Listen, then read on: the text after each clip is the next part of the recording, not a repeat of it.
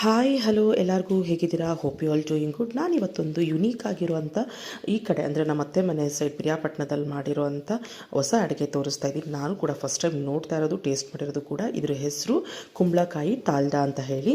ಈ ಕುಂಬಳಕಾಯಿ ತಾಲ್ಡಾನ ಹೇಗೆ ಮಾಡೋದು ಅಂತ ನೋಡೋಣ. ಫಸ್ಟು ಒಂದು ಬಾಣಲಿ ತೊಗೊಂಡು ಹುಚ್ಚಳನ್ನ ಚೆನ್ನಾಗಿ ಹುರ್ಕೊಂಡು ಅದನ್ನು ತರಿಯಾಗಿ ರುಬ್ಬಿ ಒಂದು ಸೈಡಲ್ಲಿ ಇಟ್ಕೊಳ್ಳೋಣ.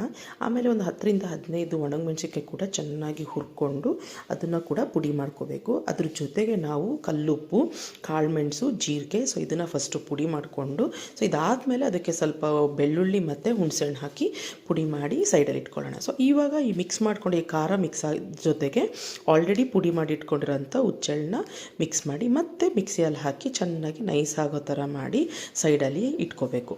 ಕುಂಬಳಕಾಯಿ ಟಾಲ್ಡಾ ಮಾಡೋದಕ್ಕೆ ಇದೇ ಮೇನ್ ಇಂಗ್ರೀಡಿಯೆಂಟ್. ಓಕೆ, ಸೊ ಎಲ್ಲನೂ ಮಿಕ್ಸ್ ಮಾಡಿ ಮೇಲೆ ಕೆಳಗೆ ಮಾಡಿ, ಅಂದರೆ ಖಾರ ಉಪ್ಪು ಎಲ್ಲನೂ ಮಿಕ್ಸ್ ಆಗಬೇಕು. ಅದಕ್ಕೋಸ್ಕರ ನಾವು ಮಿಕ್ಸಿಯಲ್ಲಿ ರೆಡಿ ಮಾಡಿ ಇಟ್ಕೊಬೇಕು.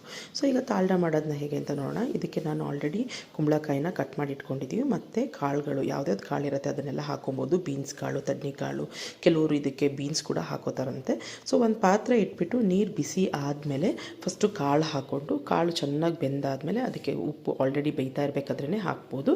ಸೊ ಕಾಳು ಬೆಂದಾದಮೇಲೆ ನಾವು ಆಲ್ರೆಡಿ ಕಟ್ ಮಾಡಿ ಇಟ್ಕೊಂಡಿರೋಂಥ ಕುಂಬಳಕಾಯಿನ ಕೂಡ ಮಿಕ್ಸ್ ಮಾಡ್ಕೋಬೇಕು. ಕುಂಬಳಕಾಯಿ ಒಂದು 5-10 ನಿಮಿಷದಲ್ಲಿ ಬೆಂದ್ಬಿಡುತ್ತೆ.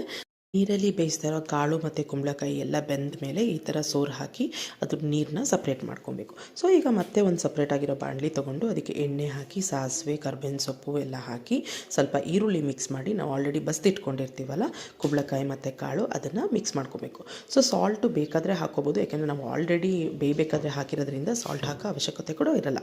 ಸೊ ಲಾಸ್ಟಲ್ಲಿ ನಾವು ಆಲ್ರೆಡಿ ಹುಚ್ಚೆಳ್ಳು ಪುಡಿ ಮಾಡ್ಕೊಂಡು ಸೈಡಲ್ಲಿ ಇಟ್ಕೊಂಡಿರ್ತೀವಲ್ಲ ಅದನ್ನು ಮಿಕ್ಸ್ ಮಾಡಿ ಒಂದು 5 to 10 ಮಿನಿಟ್ಸ್ ಅದ್ರ ಫ್ಲೇವರ್ ಬರೋ ತನಕ ಮಿಕ್ಸ್ ಮಾಡಬೇಕು. ಸೊ ಈಗ ಕುಂಬಳಕಾಯಿ ಟಾಲ್ಡಾ ರೆಡಿ ಆಗಿರುತ್ತೆ.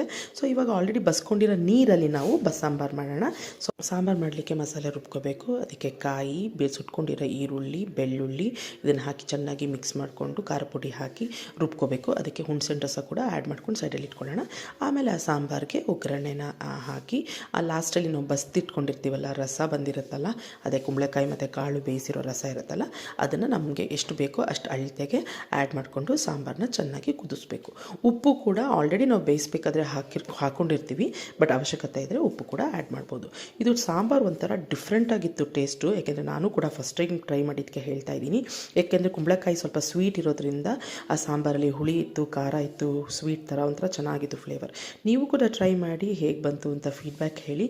ಯುನೀಕ್ ಆಗಿರೋ ಅಡುಗೆ ಟ್ರೈ ಮಾಡಿ ಫೀಡ್ಬ್ಯಾಕ್ ಹೇಳಿ. ನಾನು ಮಾಡ್ತಾ ಇರೋ ವೀಡಿಯೋಸ್ ನಿಮಗೆ ಇಷ್ಟ ಆಗಿದ್ರೆ ನನ್ನ ಚಾನಲ್ ಸಬ್ಸ್ಕ್ರೈಬ್ ಮಾಡ್ಕೊಳ್ಳಿ, ಲೈಕ್ ಮಾಡಿ, ಕಮೆಂಟ್ ಮಾಡಿ, ಶೇರ್ ಮಾಡಿ. Thank you.